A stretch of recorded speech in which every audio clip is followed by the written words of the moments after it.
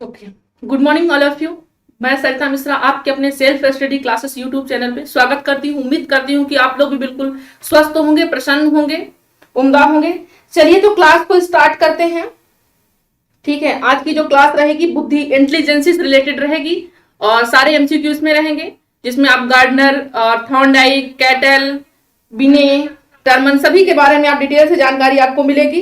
तो पहला आपका दायित्व है कि आप सभी अपने फ्रेंड्स ग्रुप में, फैमिली ग्रुप में जो भी टीचिंग का प्रिपरेशन कर रहा हो या साइकोलॉजी जिसमें चाहे नेट हो, जेआरएफ हो, जरूरी नहीं कि ये टीचिंग में ही या नेट जेआरएफ में ही पूछा जाता है, तो आप उसे भी शेयर कर सकते हैं। क्योंकि है क्या कि जब कोई मेहनत करके लाता है तो कंटेंट दूर तक जाना चाहिए, सभी को लाभ पहुंचना चाहिए। कोई पैसे, कोई चार्ज है नहीं, फ्री ऑफ कॉस्ट क्लास है। तो आप जिस तरह आप लाभान्वित हैं वैसे अपने सभी जितने आपके फ्रेंड सर्कल हैं वो सभी को लाभ मिलना चाहिए।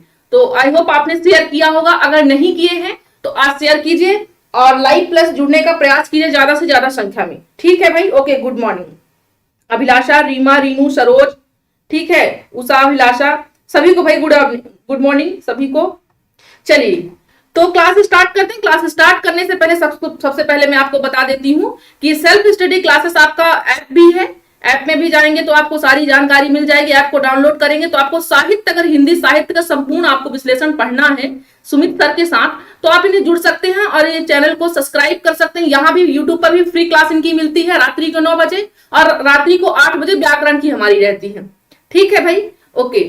तो सबसे पहले चैनल को सब्सक्राइब करेंगे, चैनल में जो नए होंगे। तो ज्यादा बात नहीं करते हैं, क्लास को स्टार्ट करते हैं। ठीक है, ओके। अगर आप ऐप को इंस्टॉल करने जाते हैं, अगर आप किसी साहित्य की प्रिपरेशन कर रहे हैं जैसे कि टीजीटी है, पीजीटी, सुपर टेट है ना, तो इनको अगर आप इसको विस्तार में आपको पढ़ना है तो ये आप ऐप डाउनलोड कर लीजिए। सेल्फ स्टडी क्लासेस का ऐप को डाउनलोड करने जाएंगे, इंस्टॉल करने जाएंगे प्ले स्टोर पर, तो ऐसा कुछ आपको आइकॉन मिलेगा, तो ये आप कर लेना। ठीक है भाई, ओके। चलिए तो बिना समय को गवाए हुए क्लास को स्टार्ट करते हैं। पहला क्वेश्चन क्या कह रहा है? मैम मुझे गुड मॉर्निंग नहीं बोली। रंजना जी गुड मॉर्निंग भाई, सभी को गुड मॉर्निंग। ठीक है भाई, सभी को गुड मॉर्निंग, कोई भी नाराज ना हो, सभी मेरे मित्र हैं, सभी मेरे लिए बहुत ही प्रिय हैं। ठीक है, चलिए जैसे पेरेंट्स के लिए सभी बच्चे समान होते हैं, वैसे हमारे लिए भी कोई नाम लेने से तो पर्टिकुलर जो नाम दिख गया सिर्फ ये अंतर होता है कि उसका नाम बोल दिया गया। बाकी ऐसा नहीं है, कोई प्रिय नहीं है जिनका नाम नहीं बोला गया। सभी मेरे बहुत प्रिय हैं और समान रूप से हैं। ठीक है, 5 उंगलियों को जिस तरह आप दर्द होता है वैसे ही मुझे समान आप लोग को देखती हूँ, सभी मेरे लिए समान है। ठीक है, बिल्कुल नाराज ना हो। और हाँ, अगर आपको लगता है नाम लिख दिया करिए तो भाई मैं बोल दूंगी। अगर आपको नाम से खुशी होती है तो भाई क्यों नहीं, वो खुशी देनी चाहिए, मिलनी चाहिए वो खुशी। ठीक है, चलिए तो अब छोटे बच्चों की तरह नाराज होना बंद करिए और बड़ों की तरह चलिए पढ़ना स्टार्ट कीजिए। ठीक है भाई, ओके।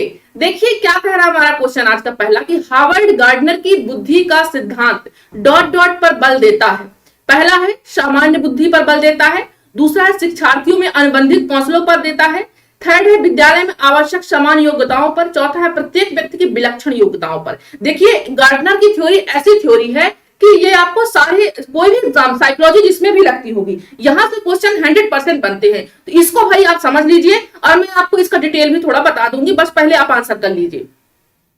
ए सामान्य बुद्धि की बुद्धि का सिद्धांत ए आ रहा है भाई। देखिए प्रैक्टिस अच्छी कीजिए, ठीक है। और आपको वैसे भी सोशल मीडिया में आप लोग ज्यादा इस समय लाइव रहते होंगे, तो लाइव रहने का ये मतलब नहीं है कि कुछ भी आंसर कर कुछ भी कहीं से पढ़िए। मटेरियल सही पढ़ना चाहिए, कहां पर देखो, कहां पर क्या कर रहे हैं, कहां पर अपना समय दे रहे हैं। ठीक है भाई, देखिए किसी का ए आ रहा है, किसी का डी आ रहा है। क्वेश्चन तो सभी को दिखाई दे रहे हैं या नहीं दिखाई दे रहे हैं? ऑडियो वीडियो सब कुछ क्लियर है? नेक्स्ट क्वेश्चन में साइड हट जाया करूंगी। ठीक है भाई, ओके। देखिए हार्वर्ड गार्डनर की बहुबुद्धि सिद्धांत का यहाँ पर बहुबुद्धि होगा। ठीक है, बहुबुद्धि सिद्धांत। अब हार्वर्ड गार्डनर ने जो बहुबुद्धि का सिद्धांत दिया, बहु मतलब बहुत सारी बुद्धियों का सिद्धांत उन्होंने दिया है। सामान्य बुद्धि नहीं होगा, शिक्षार्थियों में अनुबंधित कौशलों नहीं होगा, विद्यालय में आवश्यक समान योग्यता, ऐसी कोई बात उन्होंने नहीं की है। देखिए प्रत्येक व्यक्ति की विलक्षण योग्यताएं होती हैं, प्रत्येक व्यक्ति की विलक्षण मतलब बहुत सारी योग्यताएं होती हैं। ठीक है, और विलक्षण का मतलब है और अदृश्य, अद्भुत, मतलब कि हर एक व्यक्ति में होती है, किसी एक व्यक्ति में नहीं, हर एक व्यक्ति में होती है। किसी में क्रिएटिव होगा, कोई पढ़ने में अच्छा होगा, कोई रंगोली में अच्छा होगा, कोई मेहंदी में अच्छा होगा, कोई खाना बनाने में अच्छा होगा, लेकिन होता हर कोई अच्छा। प्लेटफॉर्म सभी बहुत बेहतरीन होते हैं। कोई भी काम आप दुनिया में मन लगा कर करिए, सभी काम बहुत जरूरी होते हैं, सभी काम अच्छे होते हैं। ठीक है, बस आप उसमें कंटिन्यूटी बनाए रखें और अपना मन बनाए रखें, तभी वो काम करिए, चाहे वो ब्लॉगर बनाना हो या फिर कोई अदर काम हो। ठीक है भाई, नाराज ना हो कोई भी। ठीक है, किनारे हो जाएगी। चलिए ये लीजिए, किनारे हो गई मैं। अब मैं आपको बता रही हूँ कि देखिए हार्वर्ड गार्डनर की बहुबुद्धि सिद्धांत जो बल देता है, तो पहला मैं आपको बता देती हूँ कि प्रकार उन्होंने कितने प्रकार के उन्होंने बहुबुद्धि सिद्धांत बताए हैं। टोटल 8 प्रकार की उन्होंने बुद्धि बताई है हार्वर्ड गार्डनर जी। ठीक है भाई, उनका कहना है कि बुद्धि एक प्रकार से नहीं, बुद्धि कई प्रकार से मिलकर के बनी होती है। तो पहला उन्होंने कौन सा दिया है? भाषाई बुद्धि दी है। देखते रहेंगे, भाषाई बुद्धि पहली उन्होंने दी है। भाषाई बुद्धि में उन्होंने क्या बताया है, मैं थोड़ा सा डिटेल 1 मिनट इसको बता दूंगी तो आपको चीजें आसान हो जाएगी नेक्स्ट क्वेश्चन पे आपको करने के लिए। भाषाई बुद्धि में उन्होंने क्या बताया है कि जो ये व्यक्ति, जिस व्यक्ति में भाषाई बुद्धि का विकास होगा, उसमें जैसे वो कवि बन जाएगा, लेखक बन जाएगा, पत्रकार बन जाएगा, वकील बन जाएगा, ये सारे उसमें गुण होंगे उस व्यक्ति में जिसमें भाषाई बुद्धि का विकास होगा। तो चलिए पहला हमारा क्लियर हुआ। अगर हम बात करते हैं दूसरे बुद्धि की, दूसरे उन्होंने कौन से दिया? तार्किक गणितीय बुद्धि उन्होंने दी है। अब उनका कहना है कि जिस व्यक्ति में तार्किक और गणितीय बुद्धि होगा, वो व्यक्ति क्या करेगा? तर्क, जैसे कि रिसर्च में है, साइकोलॉजिस्ट हैं, ये सारे किसमें बढ़ते हैं? तार्किक गणितीय। जो कि आपको मालूम है तर्क वितर्क क्या हुआ, कैसे हुआ, क्यों हुआ, कहां से हुआ, है ना। जैसे जीरो का वैल्यू क्या है ना, तो इसकी वैल्यू ऐसा क्यों हुई, क्या हुआ, मतलब रिसर्च जो करते हैं ना, वो ये सारी चीजें क्या क्यों का ज्यादा मतलब कि वो पूरा ब्रॉड जाते हैं। तो देखिए दूसरा ये भी क्लियर हुआ। तीसरा अगर हम बात करते हैं यहीं पर स्थानिक बुद्धि की, स्थानिक बुद्धि। स्थानिक बुद्धि का क्या हुआ मतलब? स्थानिक बुद्धि का मतलब ये होता है कि जैसे आपने देखा होगा कोई पटवारी आते हैं, कानूनगो आते हैं, तो स्थानिक बुद्धि में क्या करते हैं कि भाई ये खेत में आपका इतने वर्ग मीटर, इतने फुट मीटर, यहाँ पर ये जमीन आपकी है, बाकी आपके अदर भाई की है। तो यहाँ पर स्थानिक का मतलब दिशाओं से संबंधित जिनको जानकारी होती है वो आपके स्थानिक बुद्धि में आते हैं। ठीक है भाई, सभी को क्लियर हुआ। हाइट इसलिए की हूं खुद को ताकि आपको ये कॉन्सेप्ट यहाँ पर दिख पाए। ठीक है, चौथा कौन सा होता है? शारीरिक गतिक बुद्धि। चौथा कौन सा होता है? शारीरिक गतिक बुद्धि। अब भाई शारीरिक गतिक बुद्धि में क्या होता है मैम जी? शारीरिक का मतलब जैसा कि नाम से ही स्पष्ट है ना, नाम से क्या स्पष्ट? बॉडी कांसिक, है ना, मतलब कि जो भी शरीर से मूवमेंट करते हैं, जैसे कि नाचना, दौड़ना, साइकिल चलाना, ये शरीर से मूवमेंट कर रहे हो। अगर आप डांस कर रहे हो तो सारी बॉडी आपकी मूवमेंट कर रही है। तो ऐसे व्यक्ति जिनमें ऐसा बुद्धि का विकास होता है तो बहुत डांस करते हैं, परफॉर्मेंस अपनी मतलब कि पायलट होते हैं। और कहने का मतलब ये है कि अपने पूरे शरीर का वो प्रयोग ज्यादा से ज्यादा करते हैं, वो व्यक्ति क्या कहलाते हैं? शारीरिक गतिक बुद्धि वाले कहलाते हैं। चलिए हम अगला देखते हैं क्या कह रहा है अगला हमारा। अगला देख लीजिए, यहाँ पर स्थान नहीं है, रुक जाइए मैं इसको थोड़ा सा मिटा देती हूँ, इरेजर। ओके, देखिए पांचवी बुद्धि के प्रकार कौन सी है देख लेते हैं हम। पांचवी आती है हमारी सांगीतिक बुद्धि। पांचवी कौन सी आती है हमारी? सांगीतिक बुद्धि। ठीक है भाई, ओके, पांचवी देख लेते हैं कौन सी आ रही हमारी। इरिटेट तो आप लोग नहीं हो रहे कि मैम यहाँ पर हम एमसीक्यू करने आए हैं और मैम क्या कॉन्सेप्ट बताने लगी। भाई अगर ऐसा लगेगा तो आप लोग जरूर बताइएगा। देखिए पांचवी बुद्धि कौन सी उन्होंने बताई है? संगीतिक बुद्धि बताई है।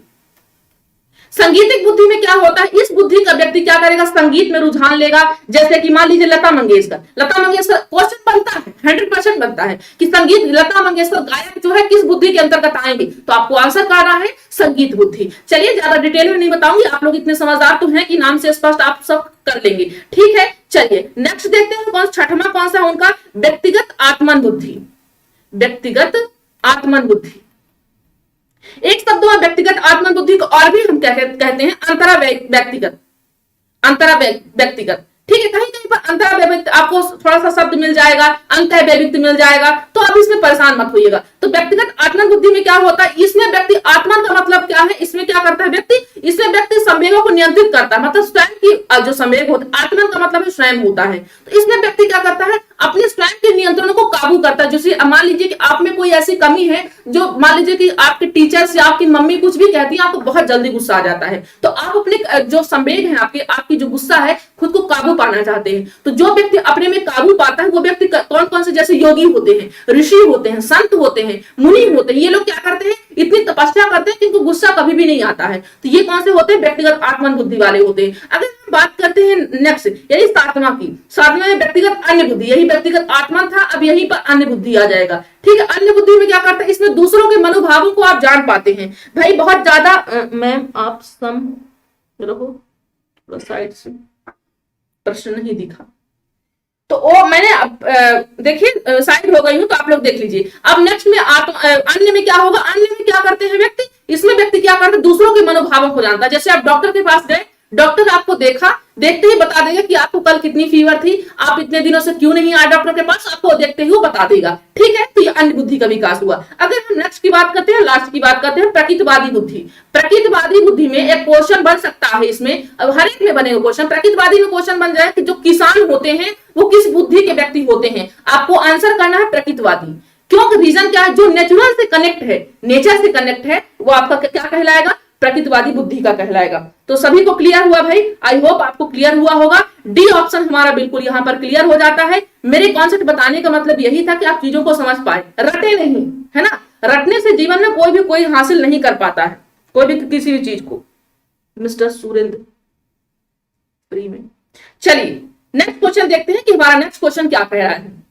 सभी लोग आंसर करेंगे, और आपको अगर कॉन्सेप्ट नहीं चाहिए होता, सिर्फ एमसीक्यू, तो लगातार बताते रहिएगा भाई, उसी के अनुसार आपको क्लास मिलेगी। देखिए, बुद्धि सृजनात्मकता में किस प्रकार का सहसंबंध पाया जाता है, धनात्मक पाया जाता है, ऋणात्मक पाया जाता है, शून्य पाया जाता है, या फिर ये सभी। आंसर करेंगे सभी लोग। और देखिए, अगर मैं इतना मेहनत कर रही हूं, मेरी मेहनत अगर आप सबको दिखाई दे रही है, तो प्लीज यार इस सेशन को ज्यादा से ज्यादा शेयर कीजिए। ये मेरी रिक्वेस्ट है आप सबके। ये सिर्फ 2 लोगों 3 लोगों में नहीं होना चाहिए। अगर कोई मेहनत करके आप सबके बीच ला रहा है, तो उस चीज को दूर तक पहुंचाइए, ताकि हर कोई इस चीज का लाभ उठा सके। ठीक है, आज के जमाने में, या कभी पिछला जमाना भी ले लीजिए, आज के जमाना, ऐसे लोग भी जिनको कोर्स परचेस नहीं कर पाते हैं, उनको फ्री ऑफ कॉस्ट क्लास चाहिए, तो वो क्लास आप शेयर कर देंगे, शायद उनकी कुछ हेल्प हो पाए, आपके द्वारा हो पाए, मेरे द्वारा हो पाए, तो क्यों, अब भलाई तो होगा ना, आपका भी होगा, मेरा भी होगा, उनका भी होगा। तो देखिए, क्रिएटिविटी, बुद्धि में क्रिएटिविटी किस प्रकार का रिलेट करती है, बुद्धि में जो क्रिएटिविटी होती है, सृजनात्मकता होती है, किस प्रकार का रिलेटिव यहां पर दिखाती है, धनात्मक या ऋणात्मक या शून्य या फिर ये सभी। आंसर करना है सभी को, 2 का ए, 2 का डी, बिल्कुल।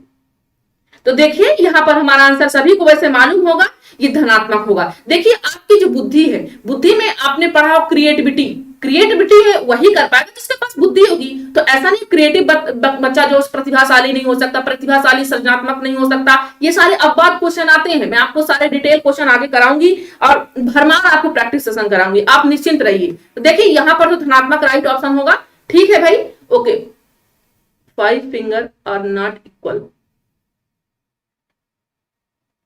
हाँ, नॉट इक्वल तो होते हैं, लेकिन दर्द दोनों पांचों में बराबर होता है।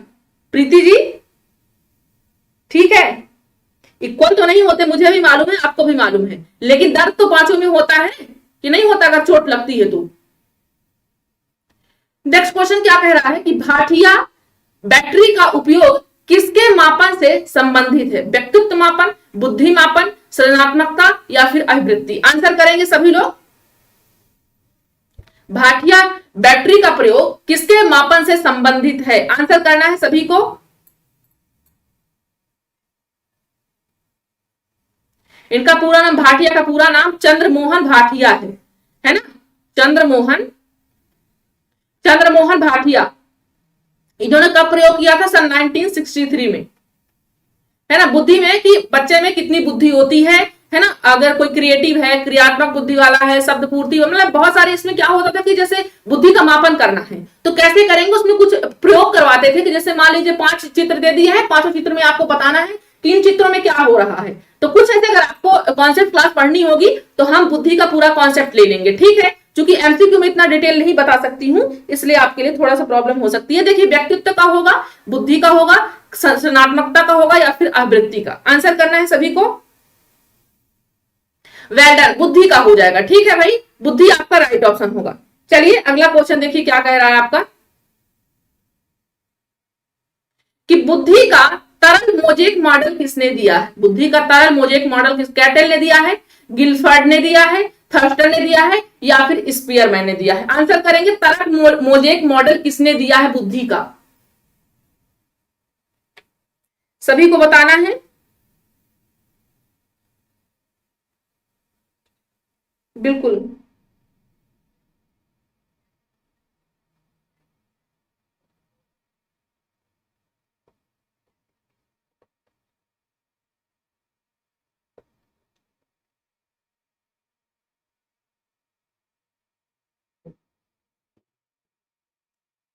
ऋणात्मक बुद्धि वो बुद्धि होती है जब आप कोई चीज, किसका कमेंट है ये,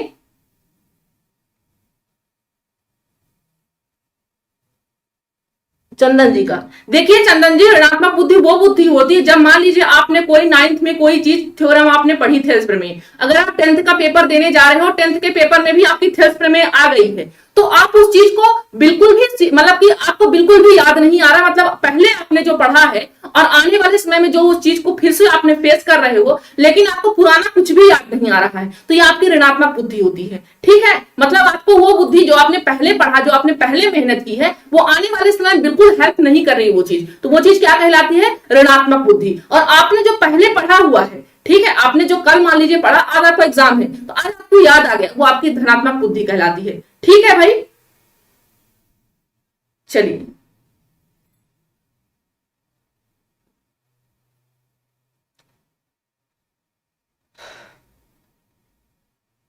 तो बुद्धि का तरल मोजेक मॉडल किसने दिया है? सभी लोग बताएंगे। ये कैटल ने दिया है। किसने दिया है?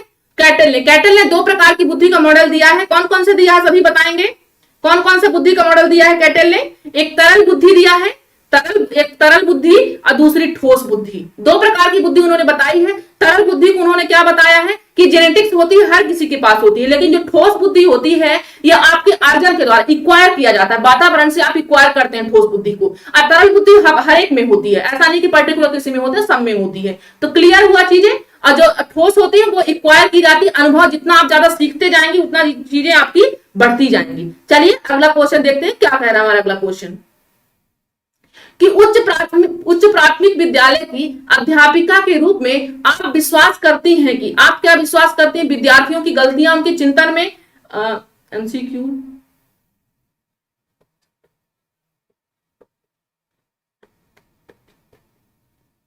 चलिए, विद्यार्थियों की गलतियां उनके चिंतन में अंतर्दृष्टियां उपलब्ध कराती हैं। उच्च प्राथमिक विद्यालय के सभी बच्चों में पढ़ने की योग्यता नहीं होती है, या फिर लड़के बिना अधिक प्रयास किए सीख जाएंगे क्योंकि यह उनकी जन्मजात विशेषता है तथा आपको लड़कियों के ऊपर अधिक ध्यान देने की आवश्यकता है। पांचवा है, विद्यार्थियों को कार्य विधिक ज्ञान को जानने की आवश्यकता होती है चाहे वो संकलात्मक आधार नहीं समझते हो। बताइए उच्च प्राथमिक विद्यालय की एक टीचर होने के नाते, चाहे अध्यापक हो या अध्यापिका के रूप में, आप किस एग्जाम्पल पर बिलीव करती हैं? देखिए, विद्यार्थियों उच्च प्राथमिक विद्यालय के सभी बच्चों में पढ़ने की योग्यता नहीं होती, बिल्कुल गलत बात है, ये नहीं होगा। लड़के बिना अधिक प्रयास किए सीख जाएंगे क्योंकि यह उनकी जन्मजात विशेषता होती है। देखिए, पक्षपात की कोई यहाँ पर जेंडर वाइज आपको नहीं करना है कि भेदभाव करना है, लड़की अलग सीखती है लड़का, यह कहीं पर लिखा हुआ नहीं है। जमाना ऐसा रहा नहीं, ना सोच रहा, ना ही ऐसा जमाना रहा, ना ही ऐसे पेरेंट्स रहे, है ना। आज हर कोई चाहता कि हमारी बेटी भी चांद पे जाए, हमारा लड़का भी चांद पे जाए, है ना। ऐसा कोई जमाना नहीं, तो ये आप नहीं कह सकते हो। ऐसा कोई आपको एग्जांपल मिले, ऐसा कोई आपको ऑप्शन मिले, बिल्कुल आपको तुरंत उसको गलत करना है। विद्यार्थियों को कार्य विधिक ज्ञान को जानने की आवश्यकता होती है चाहे वो संकलात्मक आधार नहीं समझते हो। देखिए, किसी चीज का बेस अगर आप नहीं समझते हो तो आपको ऊपर ऊपर की चीज बताने का कोई मतलब नहीं। मैं आपको कॉन्सेप्ट एमसीक्यू बताने से पहले थोड़ा सा कॉन्सेप्ट क्यों बताती हूँ, क्योंकि चीजें आपके ऊपर से निकल जाएंगी। अगर जो जिसने पढ़ा है उसके लिए तो अच्छी बात है, बट जिसने नहीं पढ़ा है उसके लिए तो वेरी डिफिकल्ट हो जाएगा। तो मुझे तो सबको लेकर के चलना है कि नहीं, मुझे सिर्फ उन्हीं को लेकर के थोड़ी ना चलना है कि जो जानते हैं बस उन्हीं को लेकर के। मुझे जानने वाले और ना जानने वाले दोनों को लेकर के चलना है। ठीक है, चलिए तो देखिए हमारा जो ऑप्शन हो जाएगा ए हो जाएगा। रीजन क्या है कि गलतियां उनके चिंतन में क्या करती है? अंतर्दृष्टि, सूझबूझ उपलब्ध कराती हैं। आपने अंतर्दृष्टि का सूझबूझ सिद्धांत भी पढ़ा होगा, उसमें यही कहा गया है कि आप गलतियां करते जाते हैं, करते जाइए। ऐसा नहीं गलतियां सिर्फ वही लोग करते हैं जिनको कुछ नहीं आता है, जिनको आता है वो भी करते हैं, लेकिन उससे सीखिए, है ना। गलतियों को आदत में मत बनाइए, गलतियों से सीखिए आप।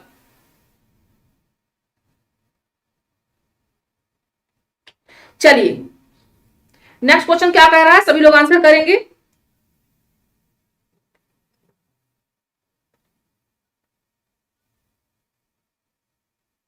यार फालतू आप लोग बकवास मत किया करिए, ठीक है। चलिए नेक्स्ट क्वेश्चन देखिए क्या कह रहा है क्वेश्चन।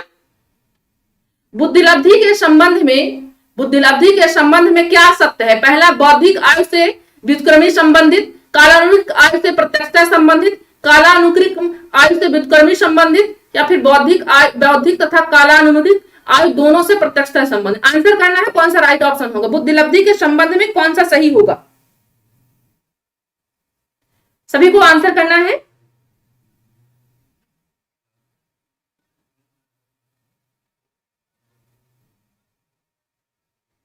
ओके, ठीक है, बुद्ध बुद्धिलब्धि के संबंध में कौन सा आईक्यू, बुद्धिलब्धि को और क्या कहते हैं, आईक्यू, है ना, इंटेलिजेंस क्वाइएंट, बुद्धिलब्धि सिद्धांत।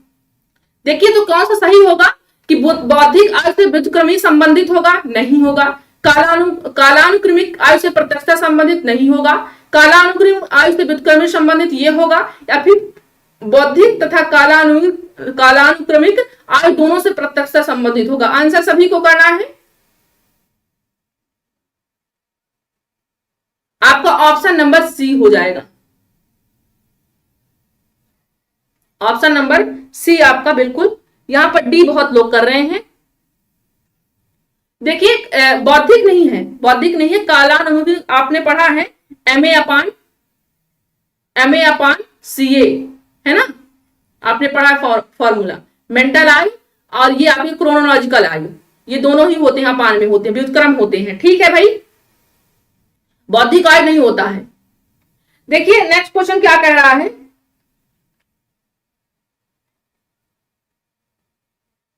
देखिए मेरे कहने को कोई भी अगर मैं कोई चीज आपको बोलती हूँ बुरा मत माना करिए, है ना, अगर मुझे आप अपना मानते हैं तो, है ना, क्योंकि टीचर एक दोस्त भी होता है। अगर आप कोई चीज आपको मेरी बोली हुई बुरी भी लग जाती है तो मैं उसके लिए क्षमा चाहती हूँ।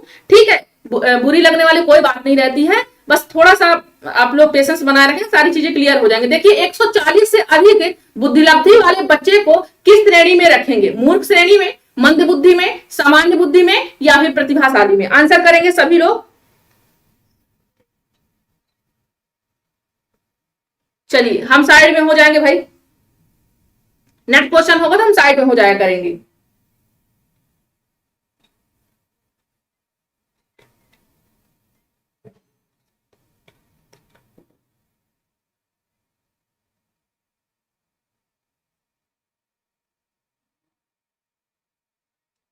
कोई बात नहीं सरोज बेटा, कोई बात नहीं, बिल्कुल सही होंगे, निश्चिंत रहिए। आप लोग को यहाँ पर सिखाने के लिए क्लास लगाई ही जा रही है, ठीक है, और डेली क्लास रहेगी। अगर मैं मेहनत कर रही हूँ, ठीक है, आप लोग 50+ भी मतलब लाइव यहाँ पर नहीं जुड़े तब भी मैं मोटिवेट होकर के स्वयं काम कर रही हूँ। ठीक है, इतना तो आप लोग जानते ही होंगे कि हर एक व्यक्ति को मोटिवेशन की जरूरत होती है। ठीक है, तो देखिए 140 से अधिक बुद्धिलब्धि वाले बच्चों की श्रेणी में डी बिल्कुल रेड सही होगा। ठीक है, प्रतिभाशाली में आते हैं, फेमस क्वेश्चन है, ये हर एक एग्जाम में पूछ लिए जाते हैं। ठीक है, चलिए कोई नया क्वेश्चन नहीं है। देखिए नेक्स्ट क्वेश्चन क्या कह रहा है कि बुद्धि के बहुकारक सिद्धांत के प्रतिपादक हैं, मैकडूगल है, टर्मन है, थॉर्नडाइक है, या फिर बर्ट है। बहुकारक, आंसर करेंगे। बुद्धि के बहुकारक सिद्धांत के प्रतिपादक कौन है? और अगर आपको सेशन पसंद आ रहा है तो आप लोग सिर्फ अभी 36 लाइव हो, अभी आप लोग 36 कम से कम 50+ जाइए, तब तो मुझे लगेगा नहीं क्लास सही है, मेरी मेहनत सही दिशा में जा रही है ना। आप लोग ये साबित कीजिए 50+ करके कि मेरी मेहनत सही दिशा में जा रही है या नहीं जा रही है, क्योंकि अगर आप लोग शेयर नहीं कर रहे हो ना यार तो मुझे भी दुख होता है। ठीक है, क्योंकि फिर ये सेशन मतलब बंद कर दिया जाएगा अगर ऐसा कुछ रिस्पांस नहीं मिल रहा है तो। ठीक है, देखिए बहुकारक सिद्धांत के प्रतिपादक सी सभी का सही आ रहा है, लेकिन मैं आपको थोड़ा सा कॉन्सेप्ट बता देती हूँ। थॉर्नडाइक जी बिल्कुल सही आंसर है आप सभी का। थॉर्नडाइक जी का कहना है कि पहले तो जो स्पीयर मैंने 2 प्रकार की बुद्धि बताई थी उन्हीं पर ये आगे काम किए थे। जो स्पीयर मैंने 2 प्रकार की बुद्धि बताई थी, ठीक है, तो दो प्रकार में उनका कहना था कि बुद्धि कैसे 2 प्रकार से सिर्फ विकास हो सकता है किसी व्यक्ति का। उनका कहना था कि जिस प्रकार से मकान जब बनाते हैं तो बहुत सारी ईंट का प्रयोग होता है, जिस प्रकार हम मकान बनाते हैं तो बहुत सारे ईंटों का हम प्रयोग करते हैं, वैसे ही तब तो एक जाकर के मकान खड़ा होता है। इसी प्रकार से मनुष्य को उन्होंने बताया है कि जिस प्रकार उसी प्रकार से मनुष्य को भी अनेक प्रकार की बुद्धि एक अच्छा व्यक्ति बना पाती, एक अच्छा IQ दे पाती है। ये आपके बहुकारक में बताया गया है, थॉर्नडाइक जी ने बताया है। बाकी इन्होंने 3 ज्यादा इन्होंने बताया है, मतलब उनमें कहना चाहिए कि फोकस किया है। ठीक है भाई, ओके। 3 है, संक्रिया है उनका, उनका फर्स्ट संक्रिया है, दूसरा विषय वस्तु है। इनमें भी उन्होंने ज्यादा आगे डिटेल बताया है, अगर आपको डिटेल पढ़ना होगा तो डिटेल भी बता दूंगी नेक्स्ट सेशन में। विषय वस्तु, तीसरा आपका उत्पादन हो जाएगा। 3 प्रकार की बेसिकली है, तीनों में भी 4 प्रकार उन्होंने बताए टोटल बहुकारक सिद्धांत में। ठीक है, ओके, बुद्धि के 3 प्रकार की होती है, हाँ बिल्कुल, संक्रिया, विषय वस्तु, उत्पादन। चलिए नेक्स्ट क्वेश्चन देखते हैं, उनमें अंदर भी प्रकार बताए हैं, जैसे संक्रिया के भी 3-4 प्रकार बताए हैं। नेक्स्ट क्वेश्चन देखिए क्या है, बुद्धिलब्धि मापन के जन्मदाता क्या है? इससे बच्चे बहुत कंफ्यूज होते हैं। स्टन है, विनय है, टर्मन है, या फिर इनमें से कोई नहीं। इसमें मैं आज आपका डाउट क्लियर कर दूंगी। एमपी टेट का एग्जाम का कोई डेट नहीं है, मैंने इसलिए नहीं पढ़ते हैं। अरे ये क्या बात है सरोज बेटा, ये कोई गलत बात है, ये तो गलत बात है भाई। डेट नहीं आई है तो डेट ना हमारे हाथ में है ना आपके हाथ में है। डेट जिस दिन आएगी तो क्या उसी दिन आप बुक खोलोगे? ऐसा नहीं है। जो होशियार बच्चे होते हैं ना बेटा, तो वो क्या करते हैं, पहले से तैयारी करके रखते हैं चीजों को कि जब भी आए तो हम छक्का मार देंगे, है ना। कभी भी ऑल टाइम आप देखोगे, कोई भी अगर तैयारी जिस भी फील्ड का कर रहा होगा, स्पोर्ट्स का कर रहा होगा, या फिर आप कह लीजिए कि पढ़ाई का स्पोर्ट्स वाले बच्चे भी अगर भले भी उसका क्रिकेट का नहीं है, टीम नहीं होने वाली है, उसका खेल नहीं होने वाला, तब भी वो प्रैक्टिस करता रहता है, हर दिन करता है ना। तो ये तो आप गलत लेकर के चल रहे हैं मेरे हिसाब से। बाकी फिर अपनी अपनी सोच है ना, सभी समझदार हैं। देखिए बुद्धिलब्धि मापन के जन्मदाता की बात अगर हम यहाँ पर करते हैं तो क्या होगा, यहाँ पर टर्मन होगा। देखिए टर्मन जी ने जो प्रयोग किया था सन 1916 में किया था। वैसे अगर हम बात की जाए 1912 में बुद्धि के जन्मदाता का काम स्टर्न ने किया था। यहाँ पर पहला जो अगर स्टर्न है सन 1912 में इन्होंने प्रयोग करना शुरू कर दिया था स्टर्न जी ने, लेकिन इनको आगे बढ़ाने का काम कौन किया है, टर्मन जी ने किया। इसलिए इनको बुद्धि के जन्मदाता का श्रेय इनको दे दिया जाता है। अगर वैसे तो कभी अब बाद में होगा नहीं, लेकिन अगर ऑप्शन में टर्मन नहीं है तो आपको बेसिकली स्टर्न ही आंसर करना है। लेकिन अगर दोनों ऑप्शन आते हैं तो आपको जन्मदाता के रूप में टर्मन आंसर करना है। ठीक है भाई, सभी को क्लियर हुआ? नहीं, बुद्धिलब्धि के जन्मदाता के नहीं है वो। विनय तो आपके एमए, ये मोनोलॉजिकल, ये आपके मेंटल के जन्मदाता है। ठीक है, विनय नहीं होंगे। बहुत सारे साथियों का विनय आंसर आ रहा है, विनय नहीं है। विनय उनका है, कहना चाहिए कि काला जो आपका मेंटल आयु, मानसिक आयु के हैं वो। ठीक है, चलिए इसीलिए मैंने क्वेश्चन को लिया है कि ताकि आप लोग का जो डाउट है वो क्लियर हो सके। ये क्वेश्चन आप बाद में आता है, मतलब परेशान हो जाते हैं, आप तो नहीं कह सकते, लेकिन बच्चे परेशान हो जाते हैं इसमें बेसिकली। देखिए अंतर व्यक्ति बुद्धि से क्या तात्पर्य है? आंसर करेंगे सभी। स्वयं की क्षमताओं और कमजोरी की पहचान करना, दूसरों को अभिप्रेरित करने का कौशल, तीसरा है विभिन्न व्यक्तियों को समझने का कौशल, चौथा है दूसरों के साथ बातचीत करने का कौशल। आंसर सभी को करना है। वेल डन, आप लोग 50 के लाइन में जा रहे हो। 41 आप लोग हैं, कम से कम आप 50 प्लस तो कीजिए यार, इतना तो करिए सभी लोग।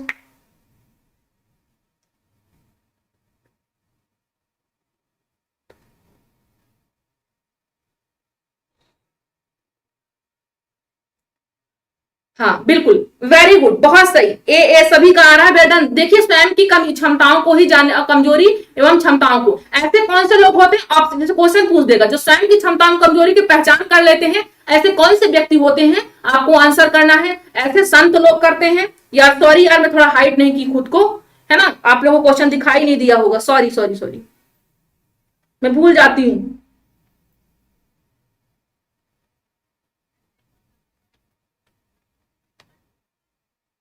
तो क्या हो जाएगा यहाँ पर, क्या बता रही थी, अच्छा हाँ, तो यहाँ पर योगी लोग हो जाते हैं, संत लोग हो जाते हैं। ये क्या करते हैं, अपनी कमियों को पहचान लेते हैं। लोग क्या करते हैं, बहुत से ऐसे लोग होते हैं अपनी कमियों को देख ही नहीं पाते हैं, वो सिर्फ सामने वाले की कमी को देखते हैं। लेकिन ये गलत बात है ना, ये लेकिन गलत बात है। अपनी कमियों को भी देखने का प्रयास किया करिए। ठीक है भाई, क्योंकि अगर कमी ना हो किसी व्यक्ति में तो वो इंसान नहीं भगवान कहलाएगा, है ना। देखिए चलिए कोई बात नहीं है, जो हुआ सो हुआ। देखिए यहाँ पर आपका कोर्स ऑफर चल रहा है ना, कोर्स ऑफर चल रहा है, 4 मई तक चलेगा। ये नंबर है, इस नंबर पर कांटेक्ट कर लीजिए। संपूर्ण साहित्य का कोर्स लेना है तो ये फीस रखी गई है थोड़ी मात्रा में। टीजीटी मॉडल पेपर अगर परचेस करना है तो आपका सही यहाँ पर कम मात्रा में फीस रखी गई है। ठीक है भाई, तो सभी लोग इसको परचेस कर ले जिनको साहित्य की जरूरत है। संपूर्ण साहित्य पढ़ना है सर के साथ, तो ठीक है, ओके। चलिए अगला क्वेश्चन क्या कह रहा है, सभी लोग अगले क्वेश्चन पर फोकस करते हैं। देखते हैं कि हमारा अगला क्वेश्चन क्या है, कि निम्न में से बुद्धिमान बच्चे का लक्षण कौन सा नहीं है। पहला है वह जो लंबे निबंधों को बहुत रटने की क्षमता रखता है। नहीं की बात हो रही है, ध्यान रखिएगा, लक्षण नहीं है, लक्षण है लक्षण नहीं है बुद्धिमान बच्चे की। तो वह जो लंबे निबंधों को रट लेता है वो नहीं है, या फिर वह जो प्रभावपूर्ण एवं उचित तरीके से संप्रेषण रखने की क्षमता का रखता है, या जो अमूर्त रूप से सोचता रहता है, या फिर वह जो नए परिवेश में स्वयं को समायोजित एडजस्टमेंट कर लेता है। बताइएगा सभी लोग क्या होगा इसका ऑप्शन।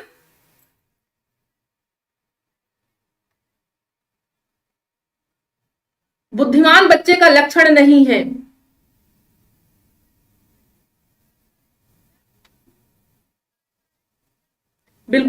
क्या हो जाएगा? देखिए आप सभी का आंसर आ रहा है बिल्कुल। तो क्या हो जाएगा? वह जो अमूर्त रूप से सोचता रहता है, तो क्या वह लक्षण नहीं है? बिल्कुल, जो बुद्धिमान बच्चा हुआ अमूर्त रूप से सोचता है। अमूर्त का मतलब है जो दिखाई नहीं देता। जैसे कुछ ऐसे क्वेश्चन होते हैं कि प्रूफ कीजिए, प्रूफ करने वाले जो क्वेश्चन होते हैं, तो बच्चे को अगर थोड़ा सा हिंट भी मिल जाता है ना, बुद्धिमान बच्चा अगर मैथमेटिक्स में, तो वो क्या करता है, थोड़ा सा हिंट में ही वो क्वेश्चन को सॉल्व करके रख देता है। अब कुछ बच्चे ऐसे होते हैं कि चाहे सब कुछ रख दो तब भी उस क्वेश्चन को नहीं समझ पाते हैं। तो देखिए अमूर्त बिल्कुल बुद्धिमान बच्चे का ये है, ये तो सही होगा। वह जो नए परिवेश में स्वयं को एडजस्ट कर लेता है, ये भी बुद्धिमान बच्चे का लक्षण होता है कि वो कहीं भी किसी भी वातावरण में अच्छे के साथ भी बुरे के साथ भी एडजस्ट हो जाता है, ये भी सही बात है। और उचित तरीके से संप्रेषण की क्षमता रखता है, बिल्कुल वही वाक्य बोलता है जो जरूरी होता है, जो सही होता है, जो सबको प्रिय लगता है, वही भाषा बोलता है, तो ये भी सही है। देखिए रटने की बात तो नहीं करता, ना एनसीएफ करता, ना हम करते, ना हम बिलीव करते, ना एनसीएफ करता है। वेल डन, 50 हो गए, 50 से आगे भी हो गए हैं। ऐसे ही आप बिल्कुल बढ़ते रहें, ठीक है।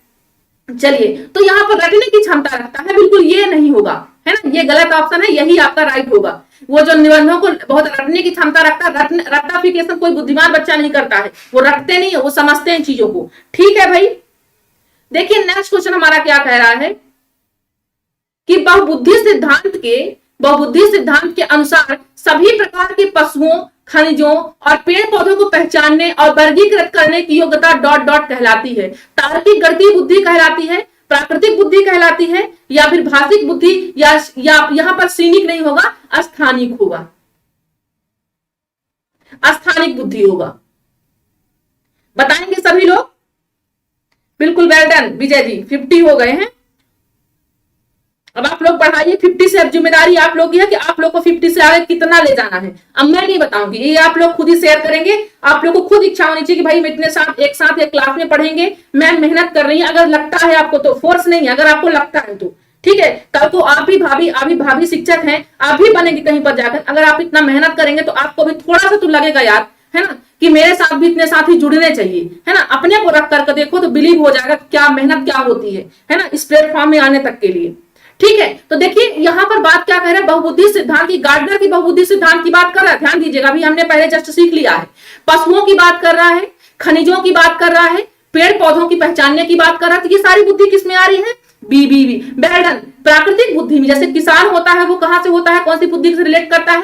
प्राकृतिक बुद्धि, नेचुरल वाला, है ना। जैसे कि बायो जीव विज्ञान है ना, भौतिक विज्ञान तो नहीं कर सकते, लेकिन जिसमें बॉटनी है, बॉटनी किस में आएगी? प्राकृतिक बुद्धि में ही आएगी, जो बच्चा सीख रहा है, समझ रहा है। तो ये प्राकृतिक बुद्धि बिल्कुल सही है। लॉजिकल वाला तो यहाँ पर मैट्रिक का बच्चा आएगा, भाषिक बुद्धि में कभी आएगा, लेखक आएगा, है ना। स्थानिक बुद्धि में ये आपके क्षेत्रफल मापने वाले आ जाएंगे।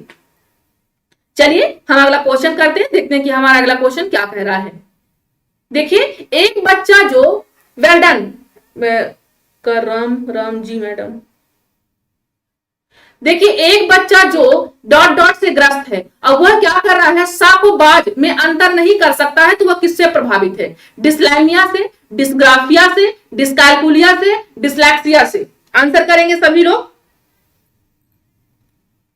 100+ अगर आप लोग में, अभी तो क्वेश्चन हमारे 20 क्वेश्चन है टोटल, अगर 20 क्वेश्चन के अंतर्गत आप लोग 100+ लाइव रख रहे हैं तो बहुत अच्छी बात है, मुझे तो भाई बहुत खुशी होगी। ठीक है भाई, आप सबको भी होनी चाहिए। गुड मॉर्निंग सभी को। देखिए तो ये बच्चा क्या कर रहा है, सा को बाज पढ़ता है या फिर अंतर नहीं कर पाता है, तो ये यहां पर किसी का ए आ रहा है, किसी का डी आ रहा है। बेटर, यहां पर जो राइट ऑप्शन होगा वो क्या होगा? वो आपका डिसलैक्सिया होगा, है ना, वो क्योंकि अंतर नहीं कर पा रहा सा और बाज में। ठीक है भाई, ओके, डी बिल्कुल। नेक्स्ट क्वेश्चन क्या होगा हमारा?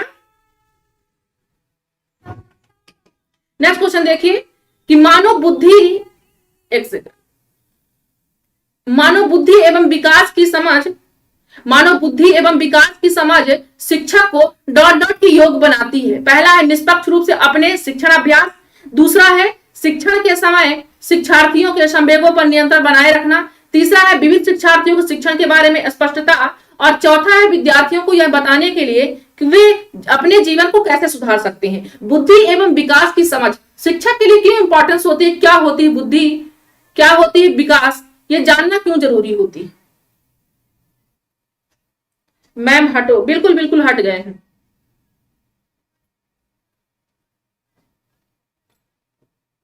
कोचिंग।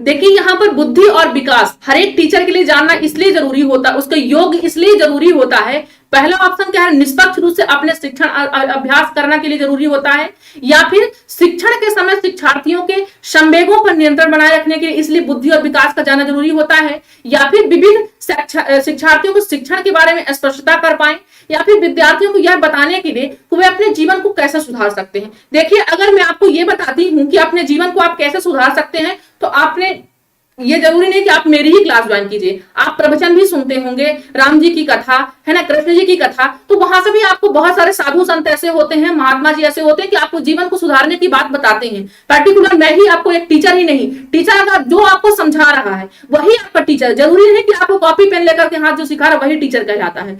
हर एक मोड़ पर, हर एक राह पर जो आपको सही दिशा दिखाने के लिए बात करता है वो आपका टीचर होता है। ठीक है, चाहे आपकी माँ हो या फिर घर, चाहे माँ जैसी भी पढ़ी लिखी हो, वो आपकी क्या कहलाएंगी, टीचर ही कहलाएंगी। देखिए तो डी ऑप्शन तो बिल्कुल भी नहीं होगा योगी। इस चूंकि हमको क्वेश्चन क्या कह रहा है कि बुद्धि एवं विकास का चैप्टर जाना, उसके बारे में जाना, क्या होती है बुद्धि, क्या होता है विकास, तो हमारे लिए ये इंपॉर्टेंस इसलिए जानना जरूरी होता है क्योंकि विविध शिक्षार्थियों को शिक्षण के बारे में हम स्पष्टता दे पाए। कहने का मतलब ये है कि जितने विविध प्रकार थे, जहां पर पहला ऑप्शन, तो मैं आपको ये बता देती हूँ, कोई भी ऑप्शन हो, कोई भी क्वेश्चन हो, अगर उस क्वेश्चन के ऑप्शन में विविध प्रकार दिया हुआ है तो सबसे पहला आंसर उसका वही होगा। विविध का मतलब है कि वहां पर बहुत सारी शिक्षण विधियां हैं, बहुत सारे एग्जाम्पल है, बहुत सारी मेथोडोलॉजी है, तो जहां पर बहुत सारा हो वहां पर जाओगे या फिर एक दिशा में जाओगे। तो मेरे अकॉर्डिंग तो भाई जहां पर बहुत सारा होगा वहां पर जाना चाहिए। तो बेशक यहाँ का जो राइट ऑप्शन होगा, विविध शिक्षार्थियों को शिक्षण के बारे में हम विविध शिक्षार्थियों को जान पाए कि किसकी कौन सी बुद्धि होती है, किसका कैसा विकास होता है, किसको कैसे पढ़ाया जाना चाहिए, है ना। तो सी ऑप्शन सफिशिएंट होगा। चलिए भाई अगले क्वेश्चन की बात करते हैं, देखते हैं कि हमारा नेक्स्ट क्वेश्चन क्या कह रहा है।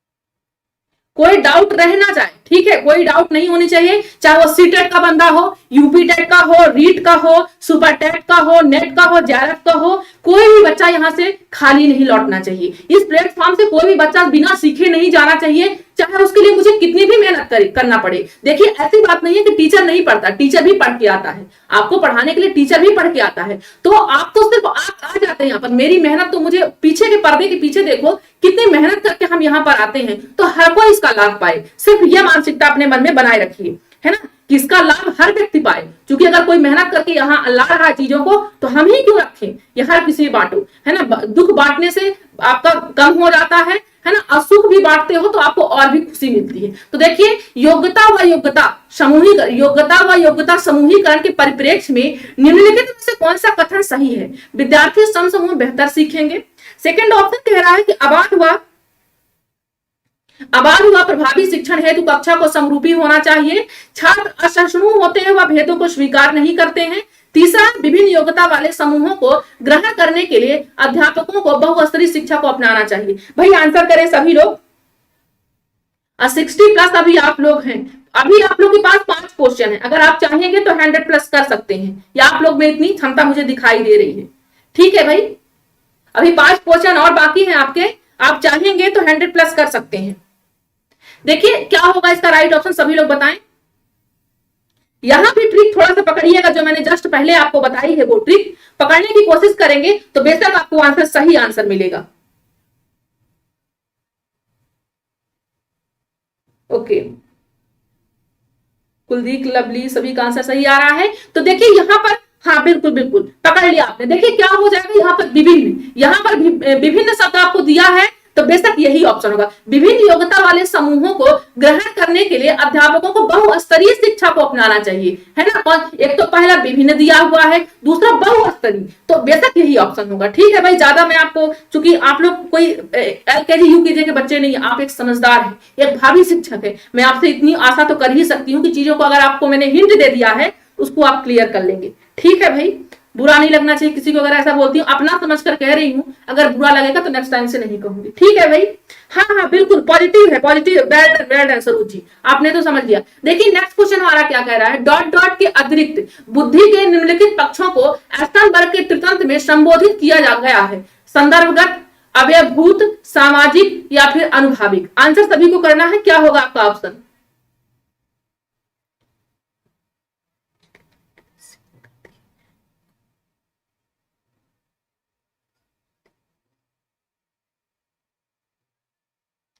मुझे उम्मीद है कि आप सबने शेयर जरूर किया है, अगर नहीं किया है तो बिल्कुल करने की कोशिश कीजिए। देखिए डॉट डॉट के अतिरिक्त बुद्धि के निम्नलिखित पक्षों को एस्टनबर्ग जी ने जो बुद्धि का सिद्धांत दिया तृतंत्र में, तो कौन सा संबोधित किया है, उसके अतिरिक्त बताना है, कौन सा ऐसा नहीं है जिसको नहीं किया, तीन तो होंगे ही ऑप्शन में, और उसके अतिरिक्त सी किया है। Well done, well done. क्या हो जाएगा यहाँ पर? देखिए तृतंत्र सिद्धांत में आपको बता देती हूँ, तृतंत्र सिद्धांत में उन्होंने देखिए जैसे विश्लेषणात्मक बुद्धि उन्होंने दिया है, विश्लेषणात्मक बुद्धि भी दिया, सृजनात्मक बुद्धि भी दिया है, व्यवहारिक बुद्धि भी दिया है, तीन प्रकार की बुद्धि। जैसे कि विश्लेषणात्मक में उनको विश्लेषण में क्या बताया है, उसको अनुभव भी बताया, उसको घटकी भी बताया है, और भी अनुभव सृजनात्मक जैसे क्रिएटिव बुद्धि जिसमें होती है उसको अनुभव कहा जाता है। ठीक है भाई, क्लियर हुआ सभी को?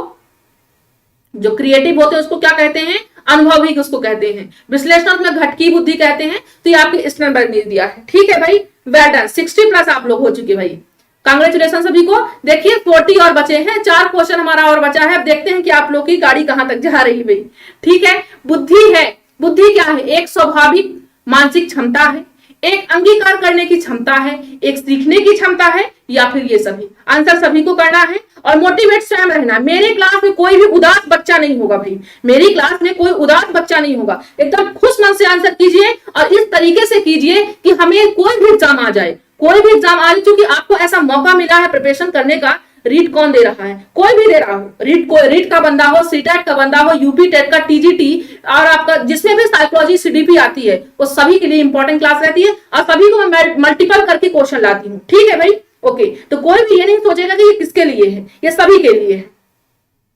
तो देखिए बुद्धि क्या है, डी ऑप्शन बिल्कुल आएगा, आ रहा है, बिल्कुल वेल डन। तो क्या हो जाएगा, एक स्वाभाविक मानसिक क्षमता, बिल्कुल सही बात है, बुद्धि है। एक अंगीकार करने की क्षमता, अंगीकार का मतलब उसको ऑब्जर्व कर लेना, बिल्कुल सही बात है। जैसे कि आप प्लेटफॉर्म पर, ऐसा प्लेटफॉर्म हो या किसी अदर प्लेटफॉर्म हो, अगर मान लीजिए वो वहां पर है, आपके फ्रेंड्स ने कुछ, आपको इंग्लिश नहीं आ रही, टेंस नहीं आ रहा है, वो टेंस के बारे में बता रहा है, तो आपने उसको ऑब्जर्व किया कि यार मेरा दोस्त क्या बात है भाई, टेंस पढ़ रहा है, मतलब मुझे भी ये चीज आनी चाहिए। तो ये सीखने की क्षमता भी होती है, बेशक ये ऑप्शन डी आपका हो जाएगा। चलिए अगले क्वेश्चन की बात करते हैं, देखते हैं कि हमारा अगला क्वेश्चन क्या कह रहा है। देखिए आरबी कैटल की तरल बुद्धि तुल्य है वंशानुगत कारकों के, पर्यावरणीय कारकों के, बौद्धिक कारकों के, या फिर सामाजिक कारकों के। आंसर करना है सभी को, क्या होगा इसका राइट ऑप्शन? बिल्कुल एमपी टेट है, चाहे कोई भी बच्चा हो, ठीक है। आरबी कैटल की तरल बुद्धि, मैंने आपको जस्ट पहले ही बताया, कैटल जी ने 2 प्रकार की बुद्धि बताई है ना, कैटल जी ने 2 प्रकार की बुद्धि बताई, एक तरल बुद्धि, दूसरी ठोस बुद्धि। तरल बुद्धि जो होती है वो वंशानुगत जेनेटिक्स होती है, जो ठोस बुद्धि होती है वो आप ऑब्जर्व करते हैं, अपने अनुभव से, अपने अर्जन से वो चीज को अपने पास रखते हैं, है ना। देखिए और उम्र के साथ कभी कभी क्वेश्चन बन जाता है, उम्र के साथ जो तरल बुद्धि हो तो धीरे धीरे कम भी होती जाती है। जो तरल बुद्धि है, चूंकि वंशानुगत जेनेटिक्स होती है, वो धीरे धीरे कम होती जाती है, और जितना ज्यादा तरल बुद्धि आपकी कम होती जाएगी, ठोस बुद्धि उतनी ही ज्यादा बढ़ती जाएगी। तो देखिए तरल बुद्धि क्वेश्चन पूछ रखा था वंशानुगत कारकों से, आपको ऑप्शन हो जाएगा। सभी को क्लियर हुआ? ओके, डी ऑप्शन नहीं होगा भाई, डी ऑप्शन नहीं होगा, वंशानुगत कारकों से होगा, ठीक है। ओके चलिए अपना अगला क्वेश्चन देखते हैं कि अगला क्वेश्चन क्या कह रहा है। मैडम जी स्पीड ज्यादा ध्यान पड़ा, बिल्कुल थोड़ा सा स्पीड कम से बता देते रितिका बेटा। ये देखिए कैटल जी ने 2 प्रकार की बुद्धि बताई है, एक तरल बताई है, एक सेकंड रुक जाइएगा, एक तरल बुद्धि बताई है, दूसरी ठोस बुद्धि बताई है। तरल बुद्धि जो होती है आपकी जेनेटिक्स होती है, वंशानुगत होती है, और जो ठोस बुद्धि होती है वो आपकी ऑब्जर्व के माध्यम से होती है, अनुभव के माध्यम। जितना ज्यादा आप ऑब्जर्व करते जाएंगे, जितना ज्यादा आप अनुभव से सीखते जाएंगे, उतना ज्यादा आपकी ठोस बुद्धि बढ़ती जाएगी। अब बात करते हैं मैम जी तरल बुद्धि, फिर आगे क्या होगा। अब आप जैसे एज आपकी बढ़ती जाएगी, मान लीजिए 40, 50, 60, तो जितनी ज्यादा आपकी एज बढ़ती जाएगी तरल बुद्धि की मात्रा उतनी कम होती जाएगी और ठोस बुद्धि उतनी ही ज्यादा बढ़ती जाएगी। ठीक में, एक में कम होता जाएगा तो दूसरा वाला बढ़ता जाएगा। क्लियर हुआ चीजें सभी भाई? सभी को क्लियर हुआ या नहीं हुआ? हाँ ठीक है, ऐसे ही अगर आप मैं ज्यादा स्पीड से बताऊं तो भाई बता दिया करिए, है ना, मैं बिल्कुल बुरा नहीं मानूंगी इस चीज पर। ठीक है, देखिए नेक्स्ट क्वेश्चन क्या कह रहा है। अपने ही अपनों को कमियां बताते हैं, कोई और नहीं। मैम जी, मैम इस टाइप के क्वेश्चन पीएससी में काम आएगा क्या? हाँ, अगर साइकोलॉजी आती है तो पीएससी में काम करेगा, बिल्कुल करेगा। अगर साइकोलॉजी आती है तो चूंकि बुद्धि चैप्टर तो आप किसी भी, अगर आप में साइकोलॉजी आ रही है तो बिल्कुल ये क्वेश्चन बनेंगे, आप निश्चिंत रहिए। देखिए नेक्स्ट क्वेश्चन क्या कह रहा है। स्वयं की भावनाओं तथा संवेगों को नियंत्रित करने से संबंधित बुद्धि को कहा जाता है भाषाई बुद्धि, अंतर्वैयक्तिक, स्थानिक बुद्धि या व्यक्तिगत बुद्धि।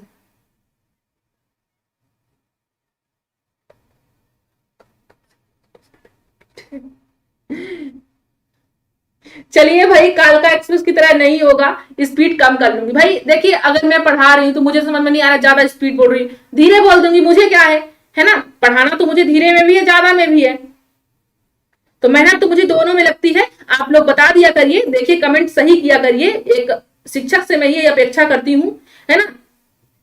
कमी हो सकती है, बेशक मानती हूँ कि स्पीड ज्यादा हो जाती होगी, है ना। तो कालका वालका एक्सप्रेस आप लोग जो ये कमेंट करते हैं तो थोड़ा शब्दों पर अपने सही, चूंकि ये सोशल प्लेटफॉर्म है ना, पर्सनल नहीं है।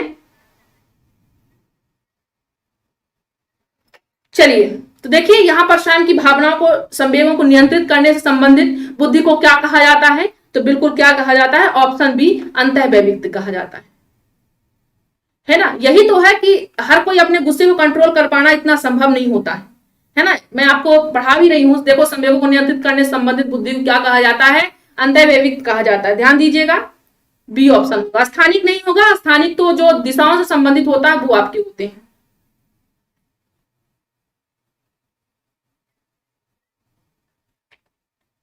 नेक्स्ट क्वेश्चन क्या कह रहा है, नेक्स्ट क्वेश्चन ध्यान दीजिए सभी लोग, कि निम्न में से कौन सा कथन बुद्धि के बारे में सत्य नहीं है।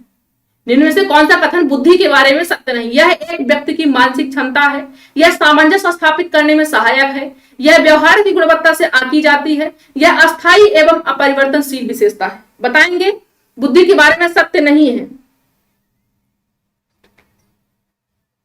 बिल्कुल फर्स्ट क्लास है, तो क्लास आपको कैसी लगी?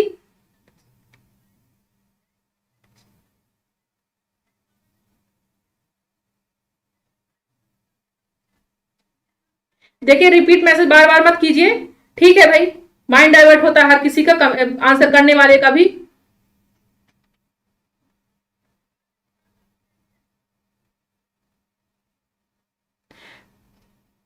ओके, क्या हो जाएगा यहां पर,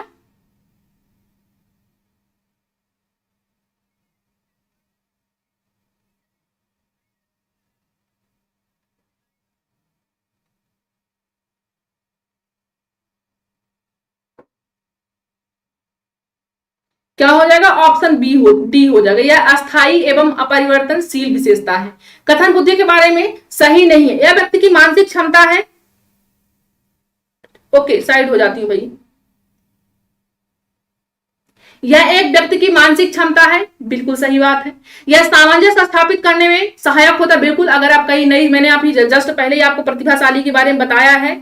हाँ, साइड हो गए, साइड हो गए भाई, ध्यान से उतर जाता है। यह व्यवहार की गुणवत्ता से आंकी जाती है, बिल्कुल सही बात है। यह अस्थायी एवं अपरिवर्तनशील है, नहीं, अस्थायी नहीं है कि जो कल बुद्धि थी वो आपकी अस्थायी हो चुकी है, जीवन पर्यंत आपकी बुद्धि वही रहेगी, है ना। यह अस्थायी है, यह अस्थायी है, मतलब अगर आपकी बुद्धि कल जो चीज आप नहीं जानते थे, आने वाले समय में, चूंकि एक्सपीरियंस बहुत मैटर करता है, अनुभव बहुत मैटर करता है, धीरे धीरे चीजों को आप और भी अच्छे से समझने लगे। आपको ज्यादा, जितना ज्यादा आपको कहते हैं कि जितनी ज्यादा परिस्थितियां व्यक्ति के जीवन में आती हैं, व्यक्ति उतना ही सीखता जाता है, उतना ही निखरता जाता है। ठीक है, दीपा जी बिल्कुल नाम ले लिया। मैम आपके माथे पर कुछ लगा है,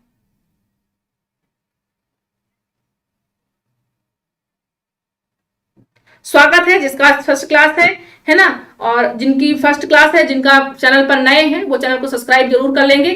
ठीक है, यह अस्थायी एवं अपरिवर्तनशील विशेषता है। Thank you so much ma'am. Okay, देखिए बुरा मत मानिएगा किसी भी चीज को लेकर के, ठीक है। ये सीखने सिखाने का प्लेटफॉर्म है, हम एक दोस्त हैं, हम एक फ्रेंड्स हैं, हम एक फैमिली है, ठीक है। और फैमिली में छोटी छोटी बातें तो होती रहती है, सभी को मालूम है, आपकी फैमिली में भी होती होंगी। ये एक परिवार ही है, बस पर्दे के पीछे हूं मैं, अगर आपके सामने होती तो आप भी एक परिवार ही समझते, लेकिन मैं तो आपको अपना परिवार ही समझती हूं, है ना। तो जो ऐसी मानसिकता है उसको हटा दीजिए, एक परिवार समझिए। मैं आपको कुछ बोलूं तो आपको बुरा ना लगे, आप मुझे बोले तो मुझे ना लगे, ठीक है। ये दोनों ही चीजें एडजस्टमेंट कर। मैम आप और याद नहीं हो तो प्रश्न नहीं लिखता। हाँ बिल्कुल रितिका, हम ध्यान देंगे इस चीज का। सॉरी इस चीज के लिए कि हम क्वेश्चन को दिखाने के बाद हम हट जाया करेंगे, ठीक है भाई। तो देखिए आज के लिए बस इतने ही क्वेश्चन थे। हम हिंदी व्याकरण की क्लास में रात्रि के 8 बजे आपको मिलेंगे, इसी चैनल पर, इसी प्लेटफॉर्म पर हिंदी व्याकरण की क्लास रहेगी और सभी कॉम्पिटेटिव एग्जाम के लिए इंपॉर्टेंट रहेगा। रात्रि को 9 बजे आपको सर की क्लास, साहित्य की क्लास रहेगी, सुमित सर की, तो सभी लोग क्लास में जुड़ना ना भूलें। चैनल पर नए होंगे जो लोग, चैनल को सब्सक्राइब करके जरूर जाइएगा ताकि आपको नोटिफिकेशन क्लास का मिल सके, ठीक है। थैंक यू सो मच सभी को। जय हिंद जय भारत, अपना ख्याल रखें। और ये सर का, सुमित सर का, ये आपका इंस्टाग्राम भी है, फेसबुक भी है, जहां यहाँ जुड़ना चाहते हैं। और खास बात, ये जो नंबर है व्हाट्सएप नंबर, इसमें आप सारी जानकारी ले सकते हैं इस क्लास से, जो भी आपको डाउट है ना। कोर्स परचेस करने के लिए, मॉडल पेपर परचेस करने के लिए, साहित्य का, टीजीटी का, पीजीटी, सुपर टेट, जिसका भी आपको कोर्स लेना है, इसमें आप कमेंट कर सकते हैं, बात कर सकते हैं, तो सारे डाउट आपके यहाँ पर क्लियर हो जाएंगे इस नंबर से, ठीक है। बाकी आपको जो और प्लेटफॉर्म पर जुड़ना है तो आप जुड़ सकते हैं। मैम आप बहुत अच्छा पढ़ाती हैं।